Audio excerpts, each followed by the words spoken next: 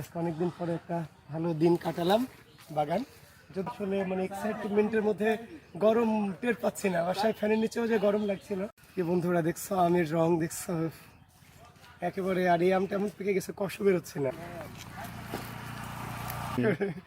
কাঁচা আমাদের কষ বের হয়, কি অসাধারণ চেহারা।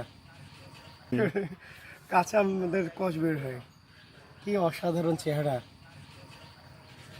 দারুণ। আর কত আম খাবো, গাছ পাকা আম খেতে খেতে অবস্থা খারাপ।